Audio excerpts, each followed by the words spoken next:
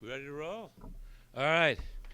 Well, good morning, gang, to our celebration of a 6-year journey to find ways to take counterfeit goods and turn them into something useful for people in need. It's not the end of the 6-year journey, it's just the beginning, because this project was one of the very first times under a new law that allowed people, law enforcement, to take counterfeit goods, shirts, jackets, boots, whatever, recycle them, and give them out. So when often you'd say, Renee, how come this project is taking so long? It's 6 years. It's never going to end. This is a project that will go on forever because there will always be, unfortunately, bad guys doing counterfeiting, driving up the prices, making it hard for the poor to afford things, and we're going to stop it. And we'll be turning bad into good. So I am so proud, and it was a big journey to do it. And this is really a homecoming of all the people that participated in this project. We had problem after problem, which we turned into challenges and solutions. And it was a really amazing thing. We had so many of our law enforcement people, our charitable people, and of course our good friends at AHRC who worked tirelessly to convert these jackets for us and are about to go into business. To do this is really difficult. I gotta say that being now 50 years with law enforcement is not a great time for us. The public doesn't really understand. This is an example of what we do. We work for the betterment of the community, for safety, justice, and prevention. And this is such an example. But to do that, it's no time for amateurs. It's time for professionals. So we need people with a lot of experience, big brains, and know what they're doing. And we are lucky to have here as our new DA, your district attorney, a person with such experience and talent, none other than Donnelly. Thank you, everyone. Thank you. Renee, thank you for that kind introduction. Good morning, everyone. I'd also like to acknowledge our Police Commissioner, Patrick Ryder, AHRC Nassau Executive Director, Stanfort J, and all of the partners here with us today who have contributed to this project's success. Today is a day for celebration. It is the end of a journey that our office began with these coats back in 2015. It was just days before Christmas, December 21st, when we executed a search warrant with our partners at the NCPD, the United States Customs and Border Protection, and Homeland Security investigations on a Hicksville warehouse. When we opened the door, we discovered hundreds of boxes containing more than 50,000 counterfeit winter jackets ready to be sold on the streets of New York for an approximate $2 million value. In the next 2 years, we made 2 more massive seizures. 21,000 jackets were recovered from a warehouse in Westbury in 2016, and another 27,000 jackets were found during a search warrant in Old Bethpage. We quickly realized we had nearly 100,000 jackets that were destined for the incinerator, but we wanted to do something about that. Up until 2015, counterfeit clothing was treated as we would treat counterfeit currency. It had to be destroyed. But 100,000 winter coats that could go to people in need, it just didn't seem right. So we reviewed the laws surrounding forfeiture, which had recently been amended, and realized that with the permission of the company that had been victimized, we could alter these jackets, take off the false labels, make sure they were safe to use, and donate them to charities. Certainly, I must say, that's easier said than done. We were talking about storage of hundreds of boxes of winter coats and expensive large embroidery machines that were also seized.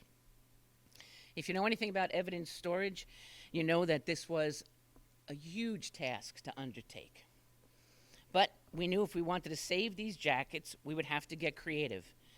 And I have to say that my prosecutors, the staff, and the partners were up to the task, especially Special Investigator William Gillespie. Billy, to us, was especially instrumental in the early efforts. He was one of the lead investigators on our first seizure, and Billy would often move jackets that were ready for donation himself back and forth to storage areas and helped rally the other investigators to participate. His dedication to the project was deep. Thank you all. He took a personal interest in this project's success and served the needs of the community. Unfortunately, Billy passed away in 2017 and was unable to see the project through to its conclusion. We wouldn't be here today without his efforts. I thank Billy's wife, Patty, as we bring this project to a close, for always supporting him in his mission. In our prosecutions of the defendants, our ADAs ensured that the nonprofits receiving these donated jackets wouldn't be on the hook for guaranteeing that garments were safe for consumers. As part of the defendants' pleas, it was ordered that they pay for the expense of independently testing each jacket for safety, and in at least one case, for the storage of the jackets that were earmarked for donation. Another of the biggest challenges, and one of the most obvious, was how do we get these fraudulent logos off these jackets to repurpose them? The logos were fully embroidered on multiple places, and donating them as is was not an option. In our search for a solution, we were lucky to find our partners at AHRC, Nassau County, and Spectrum Designs, who specialize in vocational training for individuals with intellectual and development disabilities. Both AHRC and Spectrum Design took on those 4 embroidery machines and put them to good use. They trained their clients to use the machines and made it possible for these jackets to be redistributed to the community. I really want to thank AHRC for its extraordinary partnership throughout this project. Thank you. I wish them the best of luck as they continue to expand their businesses and add embroidery into the fold. In just a few minutes, we'll be loading up the last 1,000 jackets that were seized. 40 boxes, as you can see. 600 of those jackets will be donated to St. Finbar Roman Catholic Church in Brooklyn, which is working with its shipping partners to have those jackets sent with other humanitarian relief to the Ukraine, where it is so desperately needed. Altogether, we've donated 98,000 jackets to more than 160 nonprofits, charities, and volunteer groups. We have helped to clothe the people on Long Island and beyond. Just recently donating jackets to Afghan refugees who came here to the U.S. after the troop withdrawal in Afghanistan. It is truly incredible what we've been able to accomplish.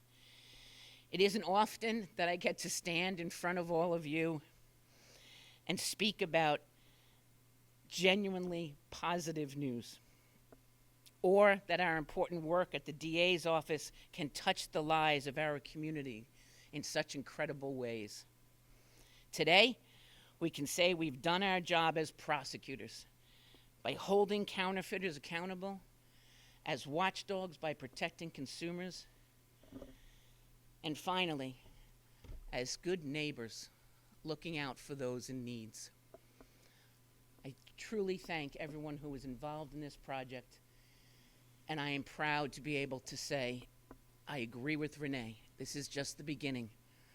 More counterfeit goods will be seized as we do our jobs, and we will hope to get them in the hands of those who need them. Now I'd like to turn it over to Police Commissioner Patrick Ryder. Thank you. Is this in your way? No. I, for one, am very happy this case is over. 2015, I was the sergeant. I was running asset forfeiture. At the time, we got involved with a partnership, and a true partnership, with great DA investigators from the Nassau County DA's office, the police department's asset forfeiture unit, the district attorney, and now partnerships with our volunteers and our community. That's how great things come out. Billy Gillespie, class act, great detective for the NYPD, a better investigator when he came here, and also a personal friend. So the loss of Billy was hard for all of us to take. But at the end of the day, this is the work of Billy Gillespie. This is what great detectives do, great investigators do, and great people do. And we're very, it's hard saying goodbye to Billy, but at the same time, Billy, your memory lives on, and now it will continue to live. I'm tired of lifting these boxes. I'm tired of Renee calling me up saying we need a new warehouse. AHRC, thank you. Thank you. I'll drop off lots of stuff, I promise. But again, great partnership, and I just want to say thank you and a big shout out to the Gillespie family. Thank you.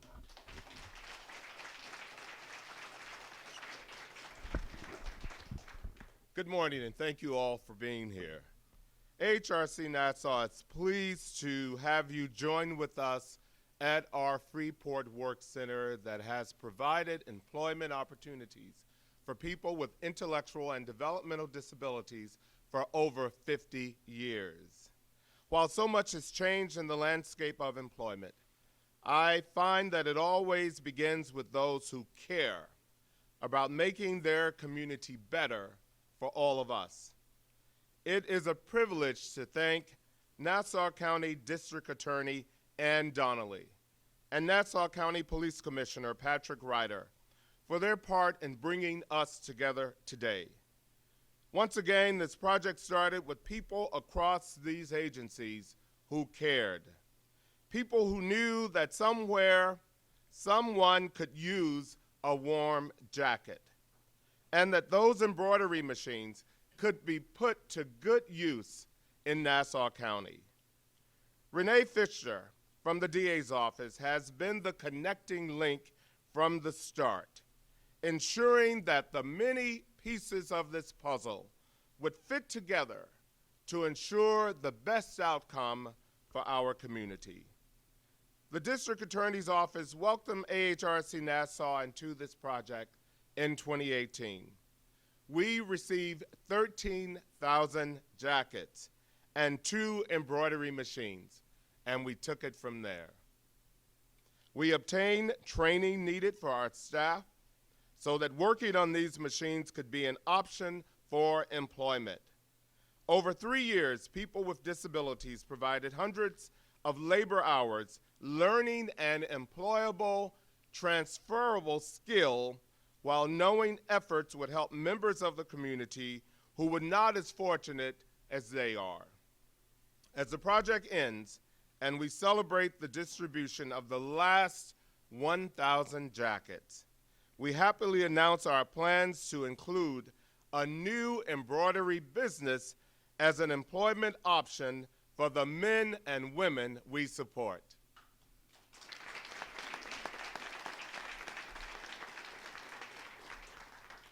The embroidery business would complement other business areas that we operate that employ people with disabilities, specifically our commercial cleaning, our commercial landscaping, our wonderful catering outfit, and our greenhouse. Such opportunities empower people with disabilities to lead independent lives.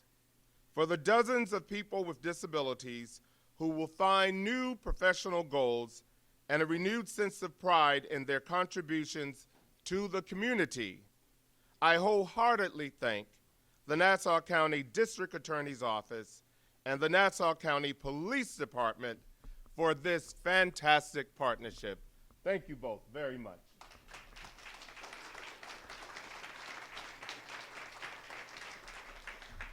Does anyone have any questions?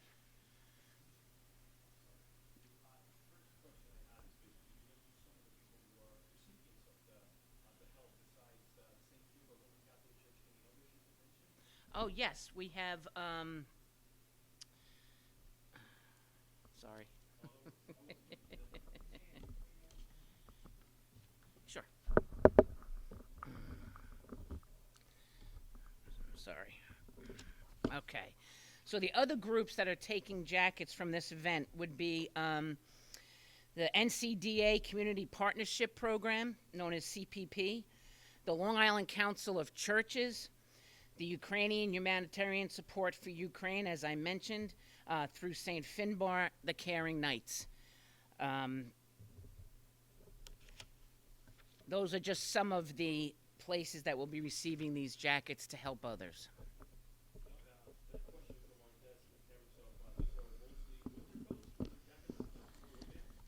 Yeah, they're Renee.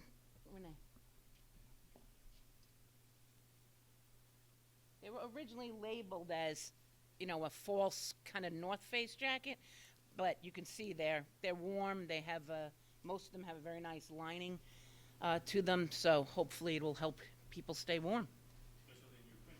Especially in the Ukraine. You know, I mean, we're all aware of what's going on, but I see pictures every day that I worry about the children, about the families. So, you're welcome. Oh, everybody grab a box and load it in the truck.